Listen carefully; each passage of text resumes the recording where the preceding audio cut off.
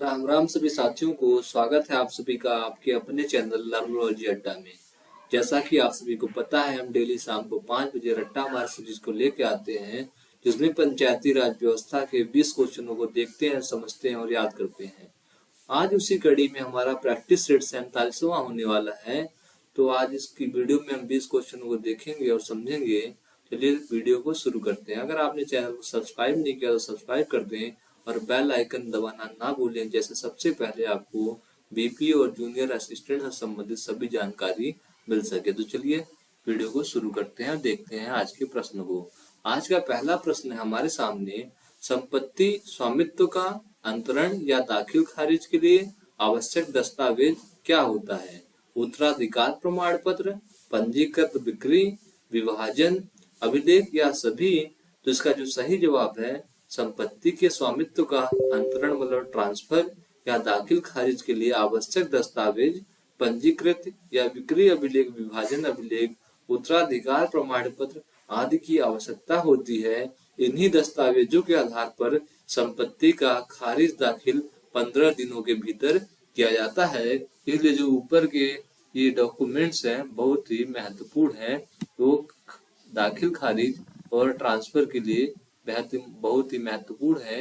इन documents की जरूरत पड़ती है जब आप तहसील में या कचहरी कोर्ट में अपने किसी भी जमीन का दाखिल खारिज कराते हैं या ट्रांसफर कराते हैं, तो इनकी जरूरत पड़ती है। चलिए देखते हैं अगले क्वेश्चन को। अगला क्वेश्चन है हमारे सामने, पंचायत कर निर्धारण के लिए पंचायत कर निर्धारण के खिलाफ अपील याचिका पर कार्यवाही कितने दिनों में शुरू की जाएगी? 15 दिन में, 30 दिन में, 45 दिन या 60 दिन में? तो जो इसका सही जवाब है, पंचायत द्वारा कर निर्धारण के खिलाफ अपील याचिका पर कार्यवाही 30 दिनों के अंदर सक्षम प्राधिकारी द्वारा शुरू की जाएगी। जो भी टैक्स से रिलेटेड जो भी अधिकारी होगा उनके द्वारा कार्यवाही 30 दिनों के अंदर शुरू की जाएगी। तो चलिए देखते हैं अगले क्वेश्चन को, और ऑप्शन जो बी है उसको सही 30 दिन लगाकर बढ़ते हैं अपने अगले प्रश्न पे। अगला प्रश्न है हमारे सामने, पंचायत द्वारा मकान नंबर का आवंटन कितने दिनों में किया जाता है? जैसे आपने कहीं अपना एक नया घर बनाया, तो आपके कितने दिनों के अंदर जो पंचायत है वह नया मकान नंबर अलॉट करेगी?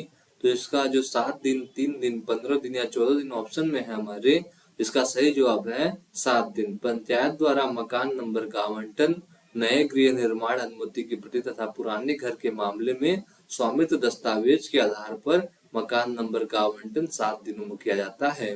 अगर आपका पुराना घर है तो आप जमीन का कागज दिखाइए, नया घर है तो उसकी अनुमति प्रति दिखाइए, जिसके परमिशन पे वो घर बना है, जो कागजात आपने साइन कराए थे अथॉरिटी द्वारा, उसको दिखाइए और अपना 7 दिनों के अंदर नया मकान नंबर ले जाइए। 7 दिन इसका सही जवाब है। बढ़ते हैं अगले प्रश्न की ओर। अगला प्रश्न है हमारे सामने, लक्षित सार्वजनिक वितरण के तहत पंचायत में अनाज आवंटन के लाभार्थी सूची में सम्मिलित करने के लिए कौन सा दस्तावेज आवश्यक होता है? मतलब कि राशन कार्ड बनाने के लिए क्या क्या दस्तावेज की जरूरत है? आय प्रमाण पत्र की, आयु प्रमाण पत्र की, आधार कार्ड की, या डी ऑप्शन है सभी? तो जो सही जवाब है डी ऑप्शन है सभी। लक्षित सार्वजनिक वितरण के तहत पंचायत में अनाज आवंटन के लिए लाभार्थी सूची में सम्मिलित करने के लिए आवश्यक दस्तावेज आय प्रमाण पत्र, आयु प्रमाण पत्र, आधार कार्ड है, जिसको सक्षम अधिकारी के पास प्रस्तुत करना होता है। इनको सही पाए जाने पर पात्र व्यक्ति का नाम सूची में 15 से 30 दिनों के भीतर जोड़ दिया जाएगा, अपडेट कर दिया जाएगा।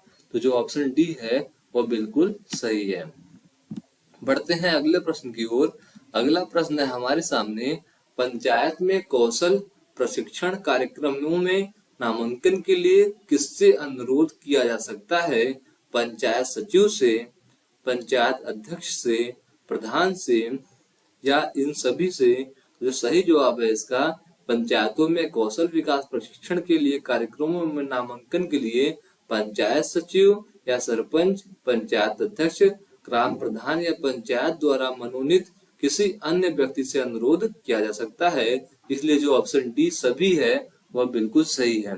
इन सभी प्रकार के क्वेश्चन आप तभी आसानी से कर पाएंगे अगर आप ग्रामीण परिवेश में रहते हैं, गांव में रहते हैं, आप पास से पंचायत की व्यवस्था को देखते हैं, ब्लॉक देखते हैं, ग्राम प्रधान कैसे काम करता है इस चीजों को देखते हैं, ग्राम सचिव के कामों को देखते समझते हैं, तो इन सवालों का उत्तर आप आसानी से दे पाएंगे। चलिए देखते हैं अगले प्रश्न को। अगला प्रश्न है हमारे सामने, वरिष्ठ नागरिक पेंशन हेतु आवेदन पत्र अग्रेसित करने के लिए आवश्यक दस्तावेज हैं। अगर कोई वृद्धा पेंशन बनवाना चाहता है, वरिष्ठ नागरिक पेंशन बनवाना चाहता है, वो आपके पास आवेदन करता है, तो क्या क्या डॉक्यूमेंट आप उससे लेंगे?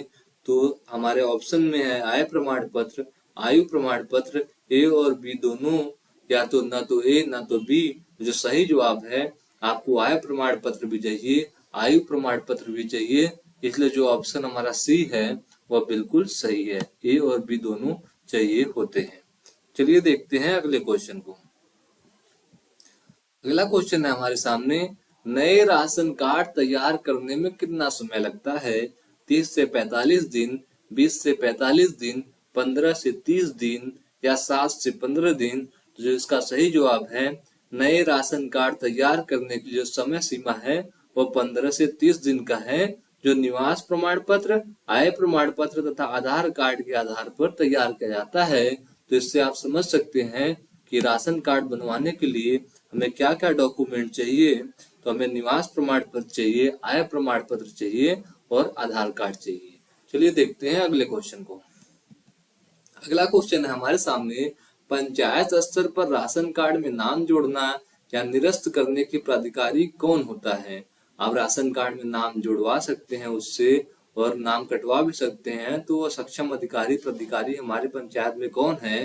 प्रधान है, पंचायत सचिव है, पंचायत अध्यक्ष है या सभी हैं? तो इसका सही जवाब है, पंचायत स्तर पर राशन कार्ड में नाम जोड़ने या हटाने के लिए प्राधिकारी पंचायत सचिव सबसे पहले है, उसके बाद सरपंच है, पंचायत अध्यक्ष है, प्रधान है या पंचायत द्वारा कोई भी व्यक्ति हो सकता है जो ग्राम पंचायत का सदस्य हो। इसलिए जो हमारा डी ऑप्शन है सभी बिल्कुल सही है। चलिए बढ़ते हैं अगले क्वेश्चन की तरफ। अगला क्वेश्चन है हमारे सामने, नागरिक घोषणा पत्र का क्या उद्देश्य है? समय सीमा में सेवाएं प्रदान करना, शिकायतों का निपटान करना या ए और बी दोनों? न तो ए न तो बी। जो नागरिक घोषणा पत्र है उसका मुख्य उद्देश्य ही है कि समय सीमा के अंदर कार्य जो सेवाएं हैं उनको प्रदान किया जाए और जो भी शिकायत है उनको भी समय सीमा के अंदर निपटारा उनका किया जाए। इसलिए जो ऑप्शन सी है वो बिल्कुल सही है। इसके बाद देखते हैं हम अगले क्वेश्चन को। अगला क्वेश्चन है हमारे सामने, किसी प्राथमिक स्कूल में शौचालय के निर्माण में पंचायत का अंश कितने प्रतिशत होता है? किसी प्राथमिक प्राइमरी स्कूल में अगर शौचालय बनवाया जाता है तो उसमें पंचायतों का कितना पैसा होता है? तो किसी प्राथमिक स्कूल में शौचालय के निर्माण में पंचायत का जो अंश होता है वह 10% होता है। बाकी का कौन करता है? तो राज्य सरकार और जिला परिषदें करती है। चलिए देखते हैं अगले क्वेश्चन को। अगला क्वेश्चन है हमारे सामने, सामुदायिक शौचालय कॉम्प्लेक्स के निर्माण में पंचायत का योगदान कितने प्रतिशत होता है? इसमें ऑप्शन है 10%, 20%, 30% और 25%। जिसका सही जवाब है, सामुदायिक शौचालय कॉम्प्लेक्स की लागत अधिकतम 2 लाख रुपए निर्धारित है, जिसमें 20% पंचायत का अंश होता है। सामुदायिक शौचालय कॉम्प्लेक्स में शौच के साथ साथ नहाने एवं कपड़ा धोने तथा जलापूर्ति की सुविधा भी उपलब्ध होती है। इसमें पंचायतों को 20% रुपया देना होता है, मतलब 2 लाख का 20% कितना हुआ? 40,000 पंचायतों को देना पड़ता है, बाकी की राज्य सरकार द्वारा लगाए जाते हैं। चलिए देखते हैं अगले क्वेश्चन को। अगला क्वेश्चन है हमारे सामने, प्रधान के विरुद्ध यदि गंभीर आरोप हैं तो उसे कैसे हटाया जाएगा? अविश्वास प्रस्ताव द्वारा, जिला मजिस्ट्रेट द्वारा, ग्राम पंचायत सचिव द्वारा या इन सभी द्वारा? जो इसका सही जवाब है, प्रधान के विरुद्ध यदि गंभीर आरोप है तो ग्राम सभा स्वयं अविश्वास प्रस्ताव द्वारा पद से हटा सकती है। ग्राम पंचायत स्तर पर धन का दुरुपयोग रोकने के लिए प्रधानों, उप प्रधानों व सदस्यों के विरुद्ध जांच का कानून है। इनके शिकायत की जांच जिला स्तरीय अधिकारी जैसे जिला मजिस्ट्रेट के आदेश पर किया जाता है। तो जो ऑप्शन अविश्वास प्रस्ताव है, ये ऑप्शन बिल्कुल सही है। अगर किसी प्रधान को हटाना है तो उसी गांव के जितने भी सदस्य चुने गए हैं उनमें से 50% प्लस 1 द्वारा उन्हें हटाया जा सकता है। चलिए देखते हैं अगले क्वेश्चन को। अगला क्वेश्चन है हमारे सामने, उत्तर प्रदेश में कौन सा विभाग राज्य के ग्रामीण क्षेत्रों में सर्वांगीण विकास हेतु प्रतिबद्ध है? कृषि विभाग, वित्त विभाग, ग्राम विकास विभाग या उपयुक्त सभी? तो जो हमारे पंचायतों में मुख्य रूप से सर्वांगीण विकास के लिए प्रतिबद्ध रहता है वह हमारा विभाग है ग्राम विकास विभाग। उत्तर प्रदेश ग्रामीण क्षेत्रों के सर्वांगीण विकास एवं गरीब परिवारों की निर्धनता दूर करने के लिए प्रतिबद्ध है। वर्ष 1952 में सामुदायिक विकास कार्यक्रम मतलब कि CDP के शुभारंभ के पश्चात ग्राम विकास विभाग की स्थापना की गई थी। तो जो ऑप्शन सही है हमारा सी ऑप्शन है, ग्राम विकास विभाग। चलिए देखते हैं अगले क्वेश्चन को। अगला क्वेश्चन है हमारे सामने, नागरिक घोषणा पत्र मॉडल पंचायत सिटीजन चार्टर जिसे इंग्लिश में कहते हैं किस मंत्रालय द्वारा तैयार किया गया? ऑप्शन है ग्रामीण विकास मंत्रालय, पंचायती राज मंत्रालय, सहकारिता मंत्रालय या इनमें से कोई नहीं। तो जो सही जवाब है नागरिक घोषणा पत्र, इंग्लिश में मॉडल पंचायत सिटीजन चार्टर, पंचायती राज मंत्रालय द्वारा राष्ट्रीय ग्रामीण विकास और पंचायती राज संस्थान से के सहयोग से बनाया गया है। तो ऑप्शन जो हमारा सही है वो ऑप्शन है बी ऑप्शन बिल्कुल सही है, पंचायती राज मंत्रालय। बढ़ते हैं अगले प्रश्न की ओर। अगला प्रश्न है हमारे सामने, राष्ट्रीय ग्रामीण विकास और पंचायती राज संस्थान NIRDPR किसके तहत एक स्वायत्त संगठन है? केंद्रीय ग्रामीण विकास मंत्रालय, पंचायती राज मंत्रालय, गृह मंत्रालय या वित्त मंत्रालय? तो जो इसका सही जवाब है वो है राष्ट्रीय ग्रामीण विकास और पंचायती राज संस्थान NIRDPR केंद्रीय ग्रामीण विकास मंत्रालय के तहत एक स्वायत्त संगठन है। इस सतत विकास लक्ष्यों के साथ कार्यों को संरेखित करते हुए 29 क्षेत्रों में सेवाओं के वितरण हेतु विकसित किया गया है। तो ऑप्शन जो हमारा सही है केंद्रीय ग्रामीण विकास मंत्रालय द्वारा NIRDPR एक स्वायत्त संगठन बनाया गया है। तो ऑप्शन ए बिल्कुल सही है। और हम इसके बाद पढ़ते हैं अपने अगले प्रश्न पे। अगला प्रश्न है हमारे सामने, ई ग्राम स्वराज पोर्टल की शुरुआत कब हुई थी? 2018 में, 2019 में, 2020 में या 2021 में? तो जो इसका सही जवाब है ई ग्राम स्वराज पोर्टल केंद्र सरकार द्वारा 24 अप्रैल 2020 को लॉन्च किया गया था। इस ऐप के माध्यम से पंचायती राज संस्थानों को मजबूती प्राप्त होगी। इसलिए ऑप्शन हमारा जो शुरू हुआ था 2020 में हुआ था 24 अप्रैल को। 24 अप्रैल को हम पंचायती राज दिवस भी मनाते हैं, यह आपको याद रखना है। एग्जाम में जरूर से जरूर पूछा जाएगा पंचायती राज दिवस कब मनाया जाता है और क्यों मनाया जाता है, ऐसा भी पूछा जा सकता है। राष्ट्रीय ग्रामीण विकास और पंचायती राज संस्थान का मुख्यालय कहाँ स्थित है? नई दिल्ली में, कोलकाता में, लखनऊ में या हैदराबाद में? तो इसका सही जवाब है राष्ट्रीय ग्रामीण विकास और पंचायती राज संस्थान का मुख्यालय हैदराबाद में स्थित है।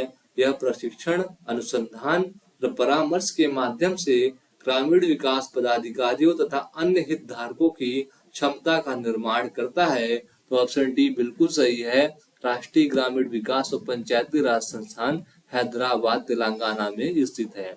बढ़ते हैं अगले प्रश्न की ओर। अगला प्रश्न है हमारे सामने, ई ग्राम स्वराज पोर्टल किस मंत्रालय की लगभग सभी जानकारी प्रदान करता है? पंचायती राज मंत्रालय की, वित्त मंत्रालय की, शिक्षा मंत्रालय की, ग्रामीण विकास मंत्रालय की? इसका सही जवाब है ई ग्राम स्वराज पोर्टल के माध्यम से पंचायती राज मंत्रालय के सभी कार्यों से संबंधित जानकारी प्राप्त की जा सकती है। इस पोर्टल के माध्यम से गांव और ग्रामीण क्षेत्रों का डिजिटलीकरण किया जा रहा है। ऑप्शन ए बिल्कुल सही है, पंचायती राज मंत्रालय। बढ़ते हैं अगले प्रश्न की ओर। अगला प्रश्न है हमारे सामने, राष्ट्रीय ग्राम स्वराज अभियान RGS की शुरुआत कब हुई थी? वर्ष 2016 में, वर्ष 2017 में, वर्ष 2018 या वर्ष 2019 में? जो सही जवाब है राष्ट्रीय ग्राम स्वराज अभियान की शुरुआत वर्ष 2018 में की गई थी। यह केंद्र प्रायोजित योजना है, सबका साथ सबका गांव सबका विकास को प्राप्त करने की दिशा में एक प्रयास है। तो ऑप्शन जो हमारा सी है वर्ष 2018 बिल्कुल सही है। बढ़ते हैं अगले प्रश्न की ओर। अगला प्रश्न है हमारे सामने और आज का आखिरी प्रश्न है यह। वर्ष 1991 में किस देश ने नागरिक घोषणा पत्र को एक राष्ट्रीय कार्यक्रम के रूप में प्रस्तुत किया? फ्रांस ने, भारत ने, संयुक्त राज्य अमेरिका ने या ब्रिटेन ने? तो वर्ष 1991 में नागरिक घोषणा पत्र को एक राष्ट्रीय कार्यक्रम के रूप में ब्रिटेन ने प्रस्तुत किया था। यह एक स्वैच्छिक और लिखित दस्तावेज है जो सेवा प्रदाता के रूप में नागरिकों की जरूरतों को पूरा करता है। तो इसका जो सही जवाब है वो ब्रिटेन है। आपने यहाँ तक वीडियो देखा, वीडियो अच्छी लगी हो तो लाइक करना, कुछ पूछना बताना तो कमेंट में पूछ और बता सकते हैं। यहाँ तक वीडियो देखने के लिए आपका बहुत बहुत धन्यवाद। मिलेंगे अगले वीडियो में कल शाम 5 बजे। धन्यवाद। जय हिंद दोस्तों।